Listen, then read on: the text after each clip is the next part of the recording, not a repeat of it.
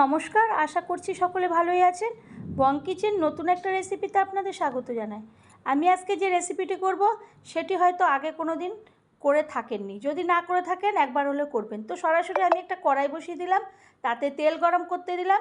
তেলটা গরম হতে দুটো দিয়ে দিলাম শুকনো লঙ্কা ফোড়নে, আর দিয়ে দিলাম রাঁধুনি।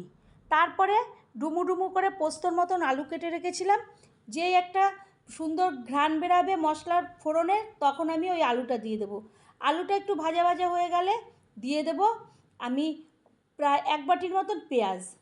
তো এই রকমভাবে একবার হলেও একটা করলা ভাজা করে দেখবেন, খুবই ভালো লাগবে। এরপর আমি এই আলু, পেঁয়াজ, শুকনো লঙ্কা, রাঁধুনি একটু ভালো করে নাড়াচাড়া করে সমস্তগুলো নিয়ে তারপরে দিয়ে দেব আমি 8-10টার মতন থেতো করা রসুনটা দিয়ে আবারও একটু নাড়াচাড়া করে নেব।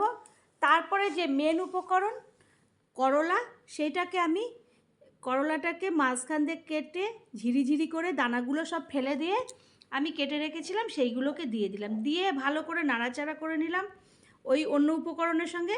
তারপরে দিয়ে দেব আমি পাকা পাকা 2-3টে লঙ্কা আর কাঁচা লঙ্কা মিলিয়ে। এরপরে আমি আবারও ভালো করে ওটাকে নাড়াচাড়া করে ভাজা করব। একটু ওটা মজে আসলে দিয়ে দেব কিছুটা ডুমু ডুমু করে কেটে রাখা বেগুন। তো বন্ধুরা, চ্যানেলটি যদি সাবস্ক্রাইব না করেন তো সাবস্ক্রাইব করবেন, লাইক শেয়ার কমেন্ট করবেন, পাশে থাকা বেল বাটনটি টিপবেন, তাহলে যে কোনো রেসিপি আপনাদের কাছে সবার আগে পৌঁছাবে। আর এই রেসিপিটা কিভাবে করব শেষ পর্যন্ত না দেখলে একদমই বুঝবেন না। তারপরে বেগুনটাকেও একটু ভালো করে ওর সঙ্গে ভাজা ভাজা করে নিয়ে তখন দিয়ে দিলাম আমি একটু হলুদের গুঁড়ো আর একটু লবণ দিয়ে আমি আবারও ভালো করে নাড়াচাড়া করে নেব। এরপরে দিয়ে দেব 1 চামচি লঙ্কার গুঁড়ো দিয়ে, আর দিয়ে দেব ডুমু ডুমু করে কাটা আমি কিছুটা টমেটো।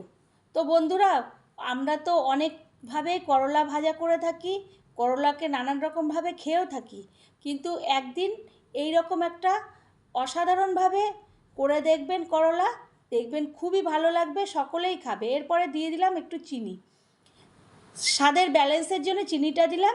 তাহলে টমেটো আছে, তিতো আছে, একটু ঝাল ঝাল আছে, নোনতাও আছে, একটু মিষ্টি মিষ্টি, সব রকম মিক্সডে হয়ে যাবে।